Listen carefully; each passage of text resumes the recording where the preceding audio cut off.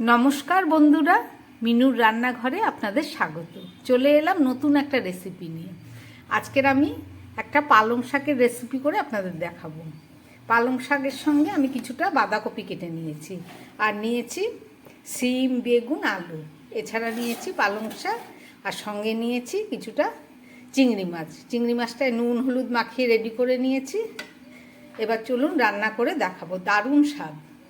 পালং শাকের রেসিপি করার জন্য আমি একটা কড়াই বসিয়ে দিয়েছি। তার মধ্যে দিয়ে দিচ্ছি পরিমাণ মতো সর্ষের তেল।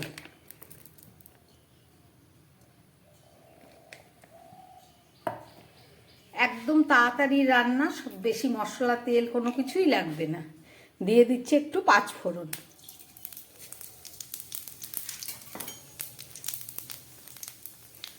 চটজলদি বাংলাদেশি রান্না।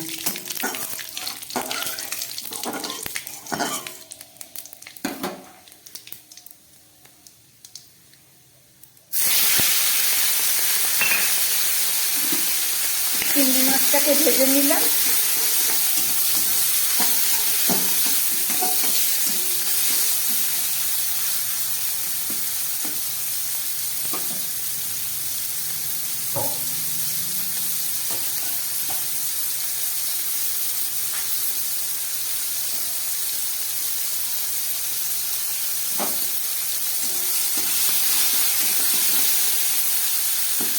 চিংড়ি মাছটা ভাজা হয়ে গেছে।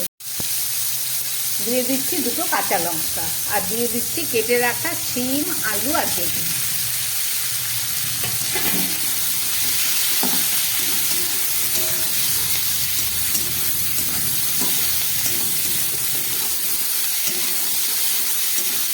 একটু ভেজে দিই।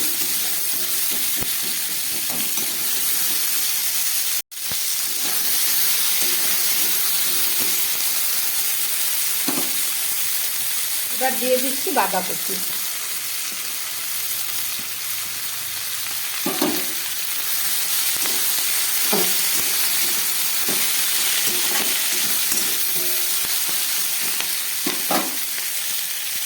এবার দিয়ে দিচ্ছি পালং শাক।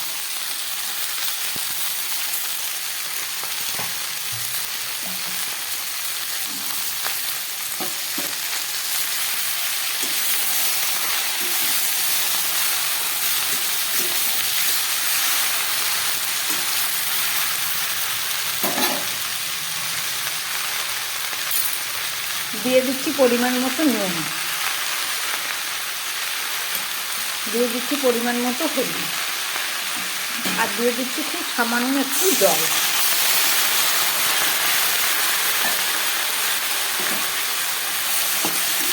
খুব ভালো করে এটাকে একটু মিশিয়ে নিয়ে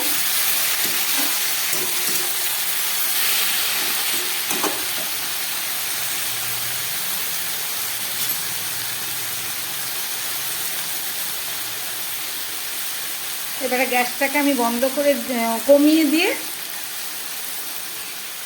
একটা ঢাকা দিয়ে দিচ্ছি। এবার 4-5 মিনিট রান্না হোক, গ্যাস কম অবস্থায়। 3-4 মিনিট পরে ফেরত আসলাম। এবার ঢাকাটা খুলে দেখছি।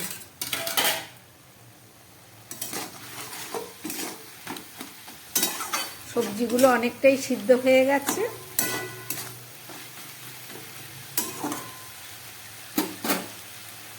খুব সামান্য একটু জিরের গুঁড়ো দিয়ে দিচ্ছি। আমার রান্নায় আমি মশলাটা একটু কমই ব্যবহার করি, কিন্তু খেতে দারুণ হয়।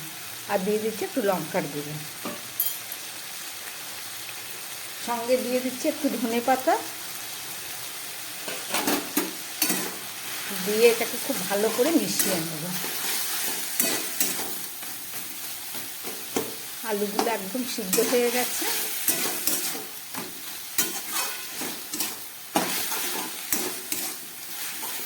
এই ধরনের তরকারিতে যারা মিষ্টি পছন্দ করেন একটু চিনি দিতে পারেন, আর যারা পছন্দ করেন না তারা দেবেন না।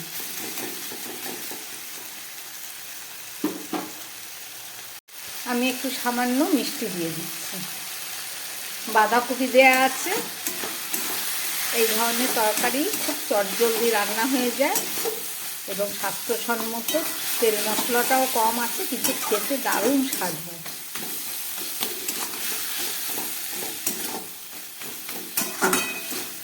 একটু খুন্তির জগার দিয়ে এগুলোকে একটু ভেঙে ভেঙে দিতে হবে।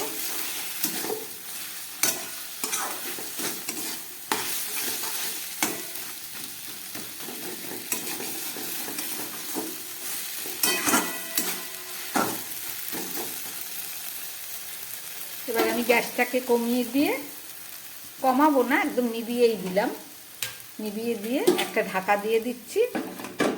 2-3 মিনিট থাক, তারপরে ফেরত এসে দেখাচ্ছি। রান্নাটা আমার হয়ে গেছে।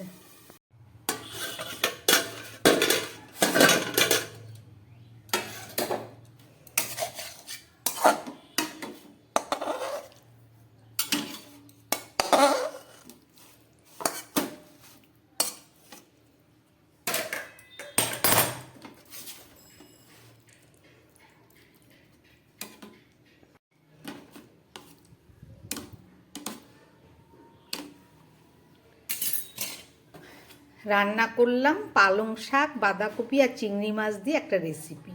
আপনারা দেখলেন, গরম ভাতে খেতেও এটা দারুণ স্বাদ। আমার বানানো এই রেসিপি যদি ভালো লাগে আমার চ্যানেলটাকে লাইক করবেন এবং সাবস্ক্রাইব করবেন। নমস্কার, সবাই সুস্থ থাকবেন, ভালো থাকবেন।